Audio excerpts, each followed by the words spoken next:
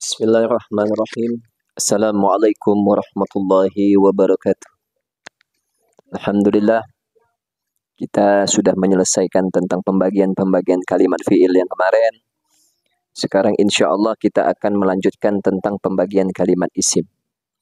Tapi sebelumnya saya ingin ingatkan bahwasanya kalau seandainya kita mau mengikuti pelajaran tentang nahwu shorof tingkat lanjut, sehingga pada intinya kita bisa membaca kitab dengan baik, membaca tulisan Arab dengan baik, maka pembelajaran prasyarat itu harus kita cepat tuntaskan dan minimal kita menguasai tentang pembelajaran prasyarat, yang dimana pembagian kalimat fi'il saya sudah terangkan secara sistematisasi dan juga saya mengklasifikasikannya dalam 6 bagian untuk kalimat fi'il. Oleh karena itu, para penonton, peserta didik, para pengkaji ilmu nahwu dan shorof, mari dengan seksama selalu kita mengupayakan diri kita untuk selalu memaparkan atau mengetahui tentang pembagian kalimat fi'il tersebut secara tuntas. Ya, saya ulang lagi, pembagian kalimat fi'il itu ada 6 bagian.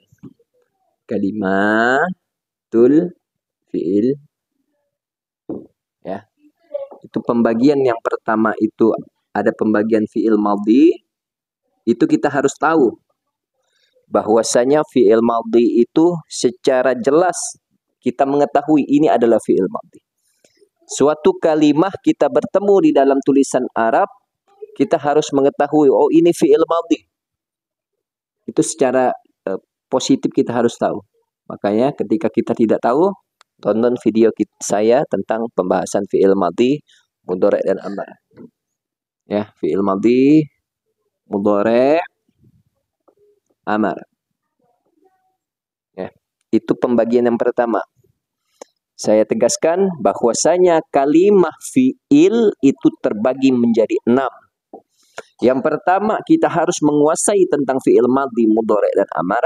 Kita harus bisa menentukan apakah ini adalah sebuah kalimat ini adalah fi'il madhi, sebuah kalimat ini adalah fi'il mudhari' atau fi'il amar. Kita sudah tahu, maka tingkat selanjutnya, pemikiran selanjutnya, nalar berpikir kita selanjutnya, kita harus mengetahui apakah ini adalah fi'il yang mu'rab atau fi'il yang mabni. Ya. Itu pembelajaran yang kedua. Kita tidak bisa mungkin mengetahui apakah fi'il itu adalah fi'il mu'rab mabni kecuali kita tahu apakah ini fi'il madhi, mudhari' atau amar. Setiap fi'il madhi dan amar pasti dia berhukum mabni. Ketika fi'il mudhari' dia ada 2 hukum.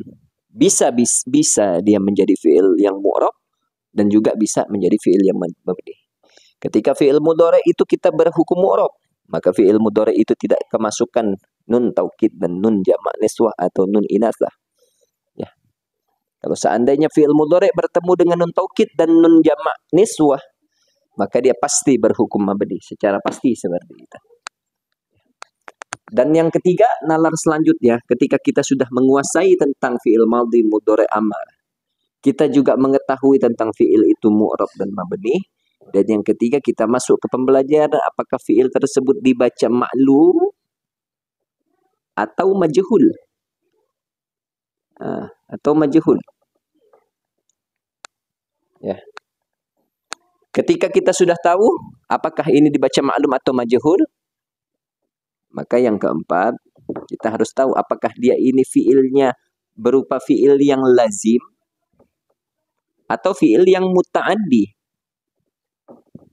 Nah, yang kemarin pokoknya video ini sudah saya bahas tuntas dan kita harus tahu. Ini soalnya prasyarat. Kalau seandainya prasyarat ini sudah kita kuasai, maka kita bisa berbicara tentang jumlah. Kita bisa berbicara tentang i'rab.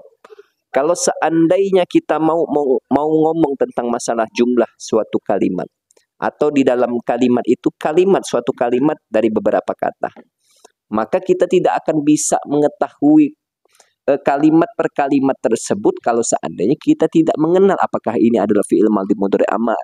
Apakah sebuah kalimat fi'il itu mu'rab atau mabni? Apakah fi'il tersebut dibaca maklum atau majhul? Atau apakah fi'il tersebut apakah fi'il lazim atau muta'addi? Kita tidak tahu. Maka sulit untuk kita mengetahui bahwasanya jumlah tersebut mau dibaca seperti apa, ya. Dan yang kelima, fi'il itu kita harus mengetahui apakah ini fi'il mujarad atau fi'il mazid.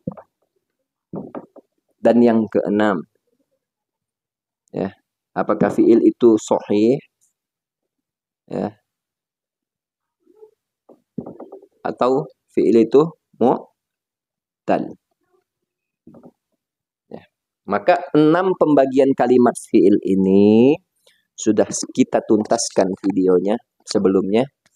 Oleh karena itu, para peserta didik, mari ikuti pembelajaran ini, tuntaskan secara tuntas, karena ini adalah prasyarat yang tidak boleh kita tinggalkan.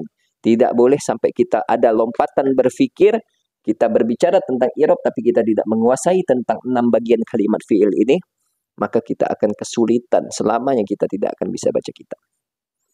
Ya, oleh karena itu penting untuk kita tuntaskan ini.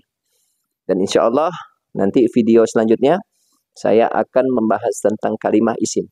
Ini pembagian kalimah fi'il ada 6. Mari silahkan tuntaskan. Dari pertama pembelajaran tentang struktur bangunan pertanyaannya ini. Yang pertama harus kita kuasai tentang apakah ini suatu kalimat itu fi'il madhi mudhari amar.